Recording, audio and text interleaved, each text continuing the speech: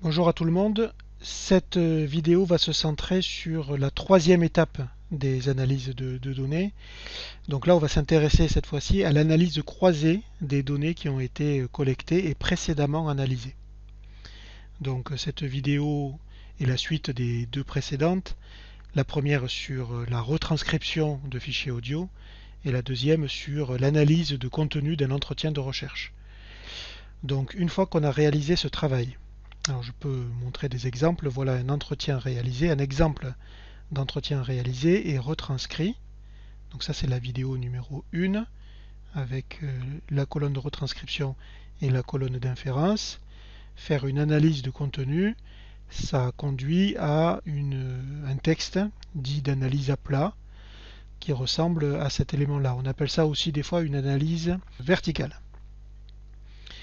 Ce que l'on va faire aujourd'hui, ce que l'on va voir, c'est de s'intéresser aux techniques, aux approches possibles pour réaliser des analyses croisées de données. Donc là, j'ai pris l'exemple d'un mémoire de master recherche en sciences de l'éducation, celui d'un étudiant qui s'appelle Cédric Dabo, où il explique dans la partie analyse de données de son mémoire les analyses par tri à plat. Donc il a réalisé deux types d'entretiens semi-directifs, avec des tuteurs et des tutorés, et puis un troisième type de collecte de données à partir de lettres de motivation. Et donc une analyse croisée de ces données et la synthèse de toutes les analyses à plat de chacune de ces données. Donc je vais vous présenter trois approches différentes, il n'y en a pas une qui est meilleure que l'autre, on est juste dans des modalités différentes que vous pourrez choisir en fonction de la forme de votre méthodologie. Donc la première approche que je vous propose, c'est une approche par thématique, c'est-à-dire que on peut par thème regrouper tout le résultat des analyses à plat des entretiens. Donc là ici, il y a eu un entretien avec deux enfants, Zina et Camille, et voici, en fonction des catégories de l'entretien, ce que cela donne dans un tableau.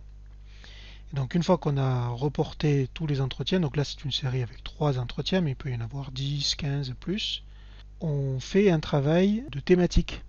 C'est-à-dire ici en jaune, on a une thématique sur le plan de travail. En vert, on a une autre thématique sur la géographie. En rose, c'est tout ce qui concerne le niveau sonore, bon, etc. Et donc ça permet ensuite, en fonction de chaque thème, d'identifier un certain nombre de conclusions qui émanent du croisement de chacune des données. Donc voilà la première approche. Deuxième approche, c'est par catégorie. Donc là, on reprend pour chaque catégorie de l'analyse des entretiens ou de l'analyse des questionnaires. On reprend toutes les données et puis on en fait une synthèse, mais par catégorie. Donc là, j'ai pris un exemple d'une recherche que j'ai pu mener où on voit, donc vous voyez hein, les codes donc B, E, BD, BG, BA. Voilà, tout ça, ce sont des codes d'entretien différents et on retrouve ici tout ce qui a été dit par les personnes entretenues dans la catégorie pour apprendre.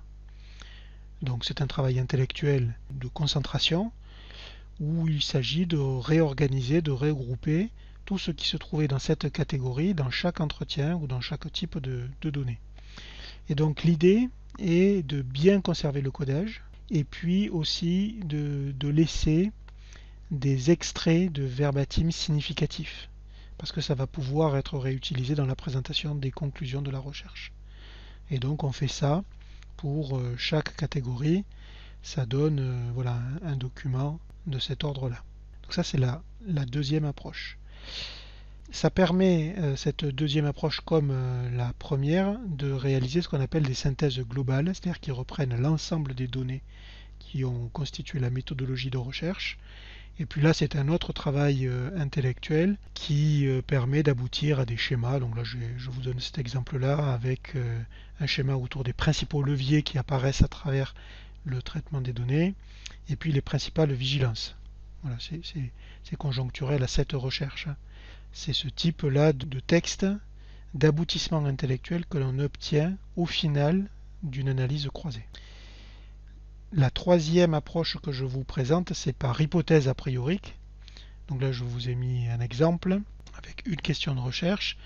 Là, l'auteur de cette recherche a choisi 5 hypothèses a priori, c'est-à-dire des réponses en appui sur son cadre théorique ou sur une éventuelle pré-enquête, et qu'il va soumettre à test par l'intermédiaire de la méthodologie. Voilà ce qui est expliqué ici. Et donc le principe de la recherche est de se prononcer sur la solidité de chacune des hypothèses. Donc une fois qu'on a terminé toutes les analyses à plat, on reprend là cette fois-ci non pas les catégories mais chaque hypothèse. Et on note, on regroupe par exemple là pour cette hypothèse 1 tout ce qui est lié à chaque donnée concernant l'hypothèse 1.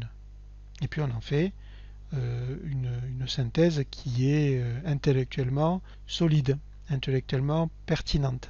Voilà. On rentre dans un traitement un peu logique des idées.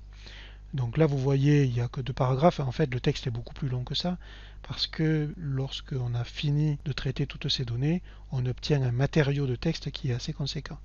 Donc on peut le faire pour l'hypothèse 1, on le fait pour l'hypothèse 2, pour toutes les hypothèses. Et ce qui est intéressant dans cette approche par hypothèse, c'est de ne pas oublier une dernière catégorie de croisement, c'est tout ce qui apparaît dans le traitement de données, mais hors hypothèse.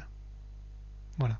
Et donc c'est le même principe, on fait en fait tout ce qu'on a enlevé par l'intermédiaire de sortes de pinces théoriques du traitement à plat, tout ce qui reste c'est ce matériau hors hypothèse. Et ce matériau-là, il est extrêmement intéressant parce qu'il fait apparaître des idées qui n'ont pas été anticipées par la théorie et par la problématique.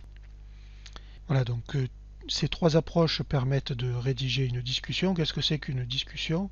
C'est le fait de confronter les résultats que l'on a obtenus à la fois à son avis, à son propre étonnement, et aussi au cadre théorique qu'on a mobilisé au début de la recherche, voire même à d'autres sources théoriques qui apparaissent au regard des découvertes qui ont été effectuées par l'intermédiaire de la recherche.